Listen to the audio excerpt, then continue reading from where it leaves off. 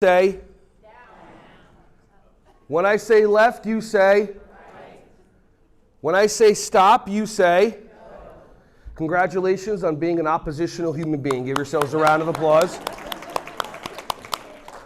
Except for one person over there that when I said up, he said up. Very interesting. Why is it as human beings we're designed to be oppositional? Why is it when you go into a store and somebody comes up to you and says, "Hi, can I help you find something?" Your response is, "No, thank you." And then all of a sudden, like, the person's like, "Why am I even here? You can't help me." Your brain goes, "I have no idea where anything is." And now you spend the rest of the time looking for that one article of clothing. And then all of a sudden, if that one helper that tried to help you takes a look at you, you're like ducking behind all these different art things, and all this is like matrixing back or whatever it is. Why, when I said up, nobody said stairs? Nobody said yours. Why, when I said left, no one said handed? Why, when I said stop, no one went, "In the name of love, before you break"? So consider that there's a design to a human being. And whatever designed us put certain programs inside of us. That's the matrix of our mind. See, we think we have free choice, but we don't. If I say I don't want to hear another peep out of you, what do you want to say? There you go, exactly. And the interesting part is there's so many places in life that we run our automatic patterns. If I told you right now you're not allowed to raise your hands in the air, what are you thinking of doing? There you go, exactly. Okay, now from this point on, if you want to raise your hands, you can. What do you not care about anymore? Notice the triggers, notice the way that we run ourselves. How many of you have ever created an expectation for another human being? Raise your hand. Never share the expectation with them. And when they don't fulfill the expectation that they know nothing about, who do you get upset at? How does that make sense? It absolutely doesn't. We create expectations for work. How many of you drive to work in the morning and you're surprised that there's school buses? How many of you create an expectation that if you work 20 minutes from your house, you're going to leave 20 minutes away and nothing's going to happen? And then when something does happen, like traffic, you start making insane driving decisions like you're in NASCAR. Does that benefit you? It doesn't. When you create an expectation, there's a word that we use, and that word is should. Everybody say should. He should be this way. She should be that way. Society should be this way. You spend all day shoulding all over each other. Should, S-H-O-U-L-D. You spend all day shoulding all over each other, creating expectations. I'd love to hear from one person. Is there one person that has an expectation for somebody in their life that they'd actually like to have a breakthrough in? Nobody. Got it. Okay, great. I appreciate the commitment to your relationships. So think about a person in your life that you have an expectation for. He should be this way. She should be this way. And then say that to yourself in your brain and see how you feel. So think about that person, say their name or their pronoun in your head, should, and then the expectation. Ready, set, go. Now, how do you feel? Do you feel great about that expectation that you put on that person? Or do you feel a little off, a little negative? So consider taking the word should out and put the word could in there. Try that sentence again. Instead of he should show up on time, consider he could show up on time. He should do what he said he was going to do. He could do what he said he was going to do. Try that on the expectation that you have for that person right now in your brain and see if there's a difference. Ready? Pronoun, could, and then the expectation. Go. Do you feel the same or do you feel different? Does that expectation benefit you? It doesn't. So one thing I request of you is whenever you notice that you're getting upset, Consider most of the time you're just stuck in the matrix of your mind and you're running an expectation. So I ask you just to be nice to yourself. Because in reality, when you create expectations for others, you're the one that gets upset. Be nice. Notice the N in nice. Notice when you feel any way that you don't want to feel. And it's okay to feel any way that you want. We've been brought up to believe there's only certain ways of being that are okay. Growing up as a guy, I was taught that you're allowed to be angry, but you can't be sad. You can't cry in front of others or you're a blank, blank, blank. My sister was taught you're allowed to be sad, but if you're angry, if you're hysterical, if you're loud, oh, that's a no-no. Say people who are triggered by loud people. So consider for a moment, any way that you are is okay, and if you want to stop feeling a certain way, nice. Notice when you're upset or any way that you don't like to be. The I in nice. Investigate. What expectation did I create for this person or this situation? And the C and the E is change the expectation. If you do that, you will have so much more access to joy and happiness in your life if that's something that you're interested in. Does that make sense? Thank you. Appreciate it. There you go. Tremendous. How many of you have people in your life that push your buttons? Raise your hand. All right, do me a favor real quick. Show me your buttons. Your belly button. Sir, your belly button doesn't count, but it's okay. I appreciate the love. We as human beings create buttons for other people by the way that we respond. We have over 200 muscles in our face. And when somebody says something to us and we go, whatever, we have all these micro expressions that kick on. And then that person sees that response from you and goes, ooh, when I have that response from you again, I'm going to do this or I'm going to do that. How many people have people in their life that don't listen to them? If they're here at the table, don't have to like that, okay? Consider that's just one of our mind matrix programs. Everyone's always listening. How many of you have kids that don't listen? Yeah, but in reality, they're exact. But you know that they're always listening. They hear every single thing you say. The people in your life always listen to you. Sometimes they don't have a choice because you follow them room to room. They're always listening. They're just choosing not to follow your directions because it doesn't benefit them. So there's a difference if you want to engage somebody in taking an action. There's a difference between an enrollment conversation and a registration conversation. If I say I went to this restaurant that was so amazing, had a little wait because there's a lot of people outside before you even go in, there's a coffee bar that you can set up your own coffee for yourself while you're waiting to be seated. They seat you quickly, they bring out a free appetizer, the staff is exceptional, the reviews are incredible, and then you get the bill and then you go, you know what, we're taking 20% off today. Any questions? What's going on in your mind right now? You want to know where it is, right? So that's enrollment. Registration is, hey, I went to this restaurant, it's awesome, do you want to go? It's really good. Now do you feel the same way? It's different. So if you want people in your life to take action, and we see how oppositional we are, it's interesting if you create an environment of enrollment where they're actually intrigued and excited to take an action, then there's no registration needed.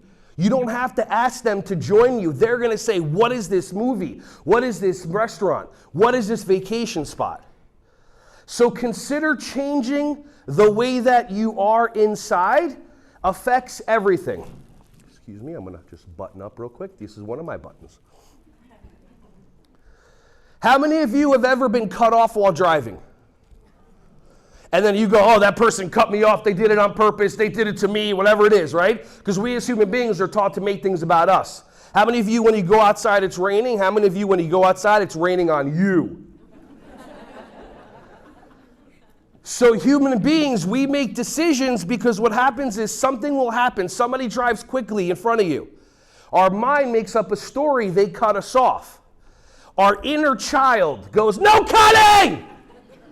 And then for some reason, some of us make a decision to hit the accelerator and go right up to their bumper to let them know they almost got into an accident by almost getting into an accident.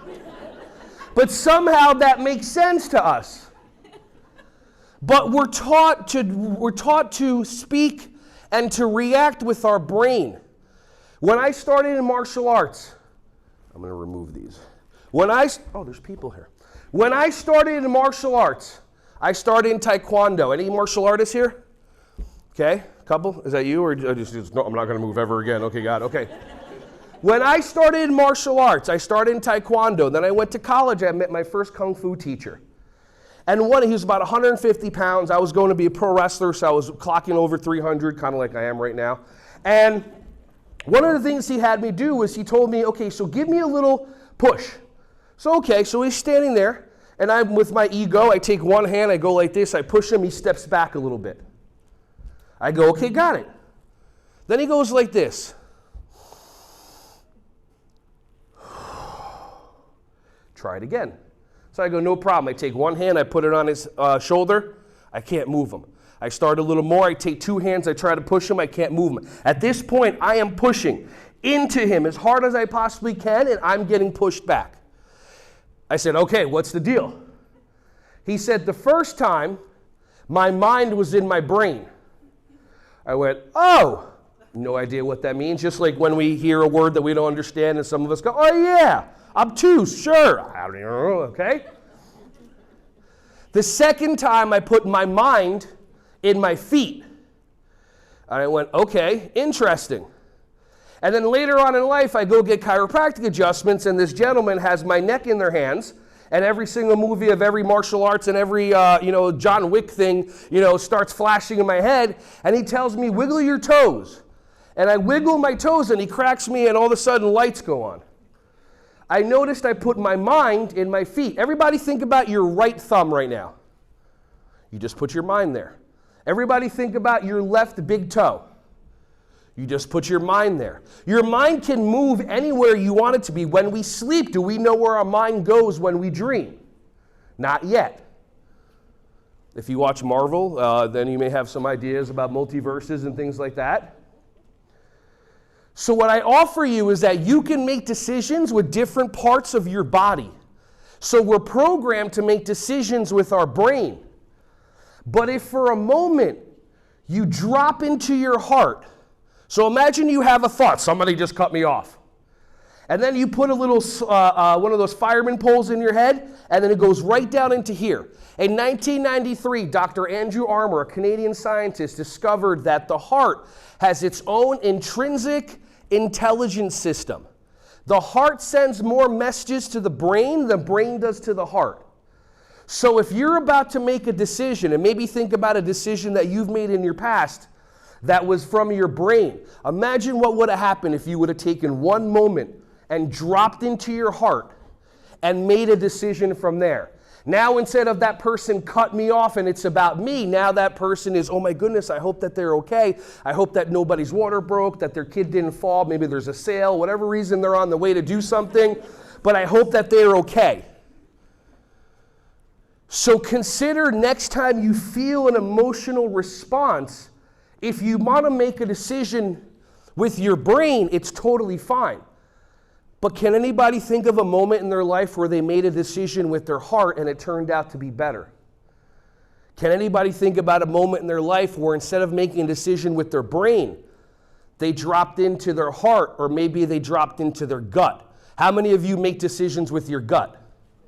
Not like which buffet should I go to, but like the internal gut.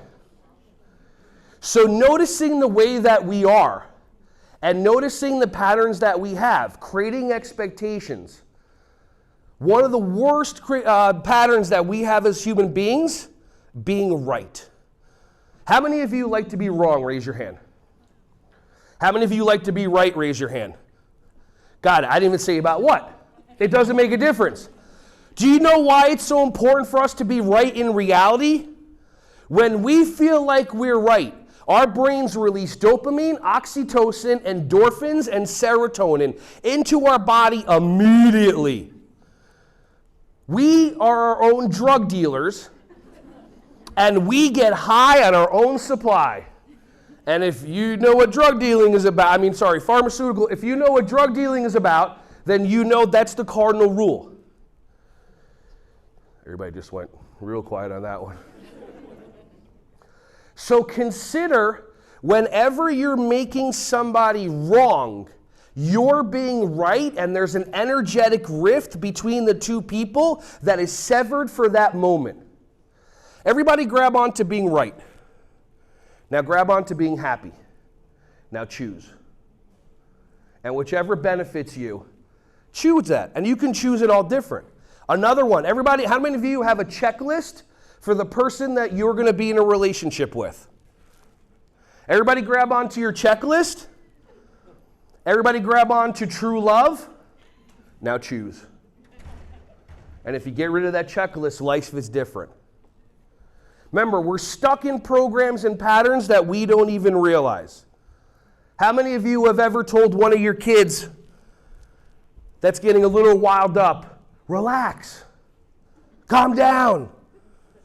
How many of you, when you're having an argument or a conversation with your significant other, they look at you and they go, honey, relax. You immediately go, oh, you're right, thank you.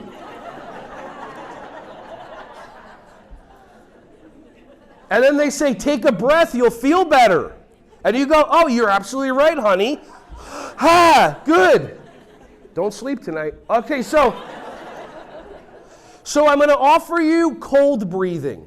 Cold breathing is a way to trick your body into calming itself down. So everybody take your tongue, put it behind the back of your bottom teeth, like that. Okay, so we're going to do the Princess Bride test just to make sure that you have this down. So everybody repeat after me. Tongue behind the back of your teeth. Love, true love is a magical experience. I'm sorry about splitting on you. This is the splash. They didn't give you the splash zone? Okay, all right. All right, this is the last one. Ready? This is the ultimate Princess Bride test. Repeat after me. Take your tongue, put it upon the back of your bottom teeth. Princess Buttercup. Okay, so if you said it the way that you said it, good. So keep your tongue behind the back of your bottom teeth, and now breathe in with your mouth. And breathe out. One more time. Breathe in with your tongue behind the back of your bottom teeth. And breathe out. How many of you feel a cooling sensation into your body? How many of you haven't taken a breath for yourself in like days? I'll breathe tomorrow. It's fine. Not a big deal. So consider any time that you feel angst or some way that you don't want to be, consider your brain is about to make a decision. Most likely it's going to be oppositional. So if you can just pattern interrupt yourself for a moment, take a cold breath, drop your thought into your heart, make a decision from there. Who knows? Drop into your gut, make a decision from there. When I have a decision to make, 2 out of 3, that's where I go. Usually if I go with my brain, it ends up not benefiting me, and it doesn't create a win-win situation. If I go ahead and drop into my heart or my gut, life is different, my relationships are better. Remember, we're all stuck. If I say up, you say? Oh, okay. Got a couple people popping. If I say left, you say? If I say stop, you say? She's singing in the back. She's like, in the name of love. See, look, this is how we reprogram ourselves to be a level 2 human being. To up yourself from being run by your automatic programs. If there was a way I can just come and like mind wipe you, then it would be a lot easier. But sometimes we have to go through... Actually, hold on a second.